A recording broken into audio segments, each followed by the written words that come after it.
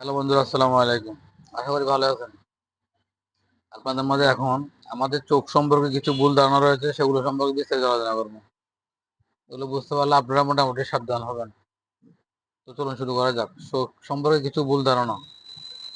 চক্ষু সম্পর্কিত কিছু ক্ষতিকর ভুল ধারণা রয়েছে আমাদের। যেমন গ্রাম অঞ্চলে ভিটামিন এ এর অভাবজনিত চক্ষু রোগের স্বাভাবিক ঘটনা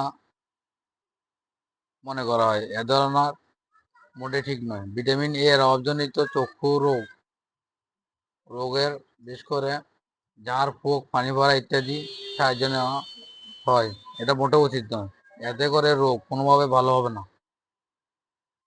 তাছাড়া গাছের লতা পাতা বাহুতে বেঁধে দেওয়া হয়, অর্থাৎ হাতের বাহুতে বেঁধে দেওয়া হয়, এত কোনোভাবে রোগ বা রোগী সুস্থ হওয়ার কোনো চান্স নাই। অনেক সময় পিছন থেকে আকস্মাত রোগীকে ধাক্কা দিয়ে ফেলে দেওয়া হয়। গ্রামে বিশেষ করে কবিরাজরা এই ধরনের কাজ করে থাকে। এগুলো মোটেও উচিত নয়।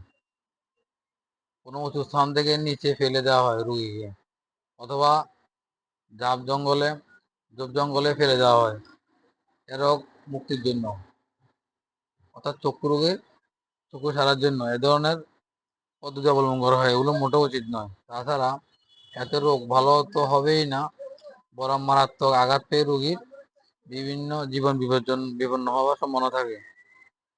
চোখ ওঠার রোগে বিভিন্ন ফুল ও গাছের পাতা, তুলসী পাতা ইত্যাদির রস চোখে ব্যবহার করা হয় অনেক সময় চোখ উঠলে। কোনো কোনো অঞ্চলে শামুক ঝিনুকের পানি ওষুধ হিসেবে চোখে দেওয়া হয়। এগুলো মোটেও উচিত নয়। এগুলি মোটেও উচিত নয়। গরু মহিষের পানি খাবারের চৌবাচ্চা, নোংরা পানি এ রোগের জন্য ব্যবহার করা হয়। অর্থাৎ গরু ছাগল যে চৌবাচ্চা পানি খায়, ওই চৌবাচ্চার পানি অনেক সময় চোখ উঠলে চোখের জন্য ব্যবহার করা হয়। এগুলো মোটেও উচিত নয়। আমাদের এ ধরনের কর্মের জন্য মারাত্মক আকার প্রদাহ হয়, চোখ নষ্ট হওয়ার উপক্রম হওয়ার সম্ভাবনা থাকে। এ রোগের চিকিৎসা ঝাড় ফুঁক এর প্রচলন আছে। এগুলো মোটেই পর্যায়ে কোনো উপকার আসে না। সুতরাং বিশেষজ্ঞ চক্ষু ডাক্তারের পরামর্শ অনুসারে চিকিৎসা নিতে হবে। তাছাড়া চোখে ময়লা বা কুটা পড়লে অনেক সময় লম্বা চুল বা সুচ বা কলা পাতা বা কাটার সাহায্যে উঠানোর প্রচলন আছে। এগুলো মোটেও উচিত নয়। অনেক জায়গায় বিশেষ করে জমি উঠানোর নামের পরিচিত চিকিৎসার মারাত্মক ক্ষতি হওয়ার সম্ভাবনা। আবার বলছি, অনেক জায়গায় বাঁশি উঠানোর নামে পরিচিতি চিকিৎসায় রোগের মারাত্মক ক্ষতি হওয়ার সম্ভাবনা থাকে। গ্রামে অনেক চিকিৎসা পাওয়া যায়, যেমন হাতুড়ে টোকা দিয়ে পানি পড়া রোগী সারানো কাজ করা হয়। এগুলো মোটেও উচিত নয়। তাছাড়া